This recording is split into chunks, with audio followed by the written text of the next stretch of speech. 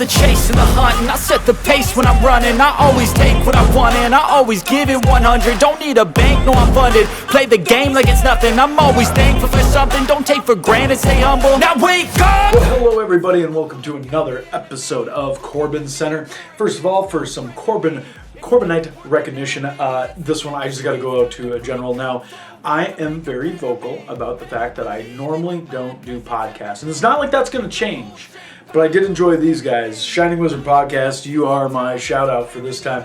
Thank you so much. We did a very different style show. You asked me a bunch of questions that quite frankly didn't have to do with wrestling, which is why I enjoyed it so much. But if you know why I don't do many podcasts, it's because of my Patreons get to ask all the questions. So if you want to ask questions, jump on my Patreon and we do monthly Q&As there. But Shining Wizards, you've done a great job. I like it. I will definitely do your podcast in the future, but we have a lot to talk about. I want that positive to go out here first. Many of you may know, so I've been off for a while, and I come back, and of course, my first show back happens to be for Timebomb, which I don't know what it is. I think God hates Timebomb, or Mother Nature, or whoever's in charge of the weather hates Timebomb, because there's always some stupid storm that's going on. And now when you're like, Darin, you live in Minnesota, first of all, of course I know that. But second, it's always some ridiculous storm. And this was one of the worst trips that I've done in my entire career. And I was irritated, upset, all this stuff. I watched cars drive like idiots, which made it so that I couldn't get anywhere. There were real bad conditions, don't get me wrong, it was bad. But when you drive like a freaking idiot, it makes it worse, and you end up, first of all, blocking my way for 40 minutes as they try and clear the rest of you off. And no one is dead in these cases, because I know what you're saying, Darin, what if somebody, no, stop driving like an idiot. Stop putting your enormous trailer blocking the road. Drive to the conditions that you can prepare or stay home. Now, that is the deal. And look, the ring truck ended up in the ditch. I had a couple slides, but nothing spin up because I was going at a relatively safe space. But these semi-trucks that would block the road, or people with boat trailers, which I thought was kind of odd. But the tandem plows that blocked my one exit. You want to know how I know how much gas I can get out of my car? How fuel efficient it is? Because you pushed me to the limit to get to a gas station that was 10 miles away when I had 9 miles in my tank, and you took the exit to get to the Holiday gas station. And that pissed me off. So if you think that plows are going to be ever a Corbinite shout out, no, not coming up anytime soon. Now I end up getting a measure of revenge, which is great. I do. I took out Eric Cannon before his match, and my favorite thing is when people are so excited to watch Eric Cannon wrestle, or so excited for one of his matches, and they don't get to see it. And it's even better when it's because of me. Now remember, at Timebomb, the last time I was at Timebomb, I broke my clavicle in a match with Eric Cannon. Had to go to the hospital the next day just to find out what I did. Now, I Pillmanized Cannon's arm so that he couldn't compete. It didn't break, that's on me. I should have been, an eye for an eye. I should have been out there. And I should have put a little bit more effort into it, or maybe done it higher up. But you know what? Maybe next time. But either way, he couldn't compete, which led me to a match with Colt Cabana. Now, Cabana and I are no strangers to each other, and we've wrestled before. But you know what? I should have known that I was on such an adrenaline rush from taking out Eric Cannon. I should have known that I was so mentally not focused from all the potential travel woes, thinking I was going to run out of gas, all these stressful situations, that I was not on my 100%. I'm not one to make excuses, but this is just facts. And Mr. Cabana, you scored the pinfall, and that is wonderful. But I still feel like I was the victor because you didn't get to wrestle Eric Cannon. Now, even Eric Cannon had to come back and try and steal as much of his thunder. Now, remember, let me tell you this right now, Cannon, because this is how I know how selfish you are. When I got hurt, I went straight to the back, made sure to get at least an idea, and then decided that I was going to go to the hospital. You, on the other hand, did not know the extent of your injury and still proceeded to come back out like an idiot. Now, Anybody will tell you that if you're hurt, you run the risk of making your injury worse. And so you came out there, and while that might be disguised as tough or loyalty to the fans, you are an idiot. And you're lucky that you caught me after a match. You knew exactly what you were doing. You caught me after a match. And if that was the case, if I was waiting for you, if you didn't sneak up behind me, it would have gone a different way. And I might have just finished the job on that arm or taken out the other one, whichever one. So,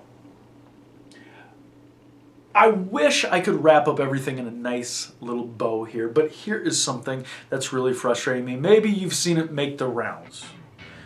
Of course, as a result of the ring truck not being there, that brought Josh Price and Destination Pro. Look, I get it. What happened to you at your show, because of me, is strictly, in my mind, it's in the past. Look, take it from somebody who's had an injury. Maybe you fall in the same category as Eric Cannon, but you should have been there on different business. The only reason you're there is because fate had it that you had to deliver a ring truck there. And you came in, and I was actually supposed to, I should be the one who should be focused on it, and Time Bomb didn't do that. So here we are in Time Bomb, and you know what? I feel a lot of drama is shared too willy-nilly all over the internet now these days, and a lot of people get to see the drama unfold between companies, promotions, talent, all this stuff that's just put out there for the public eye to see. I do not want to touch base on this story any longer. I thought we were done.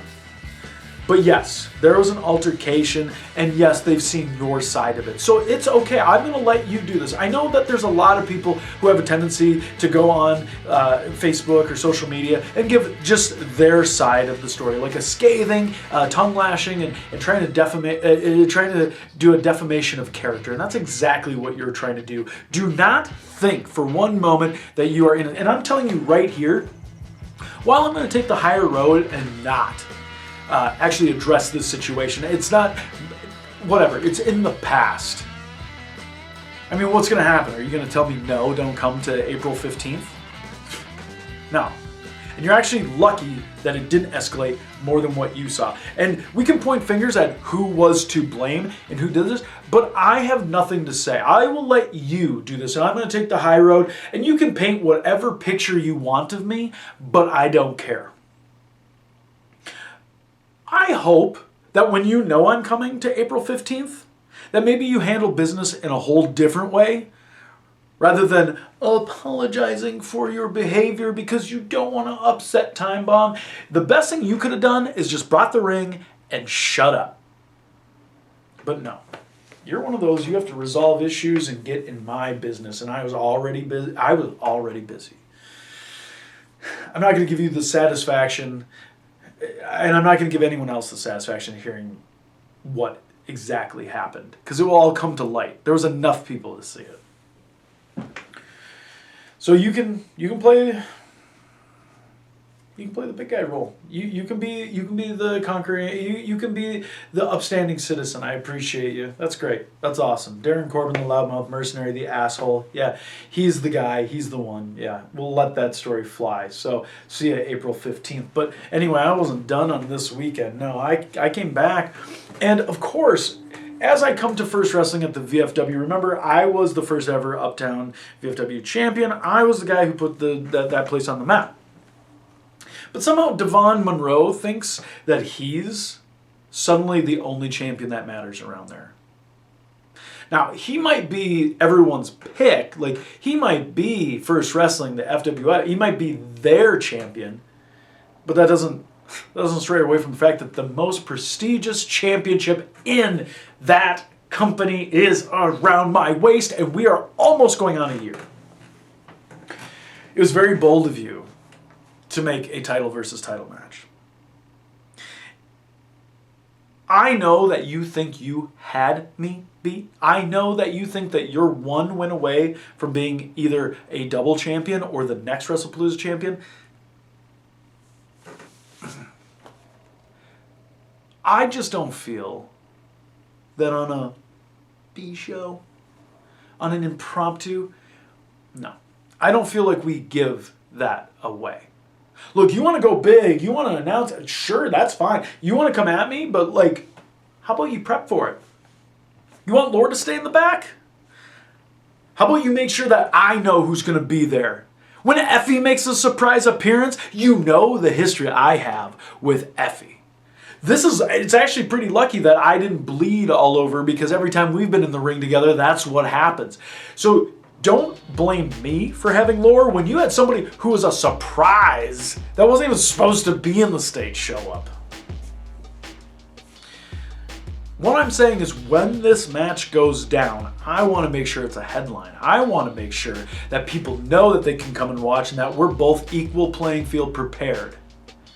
While you're talking about your reign and my reign, and we talk about all this, the only thing I care about is, actually, I'll take a third reign as Uptown VFW champion if it means to shut you up and prove to everybody there that you are not a better champion than me.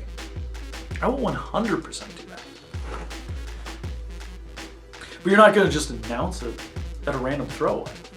No, that's not how this works. That's not how I work. I work too hard to be the main event. I've worked too hard. I've watched the crowds grow at First Wrestling from 100 people sitting in chairs to sold out First Avenue. And if you don't think that when it comes time for me to put a championship on the line under my conditions, it's going to be on the big ones. Yeah, you're the Uptown VFW champion. You can do whatever you want there. That's fine. You can beat people, talk online about how you think your title reign is overlooked. The only reason it's overlooked because I'm the guy who made this championship. I didn't need name notoriety from another company to do it. I didn't need people to suddenly rally behind me. I don't need goodwill for that. I just win. That's all I do. You didn't beat me. You didn't beat me for the championship. You didn't pin me in the tag. So as far as I'm concerned, we're still even.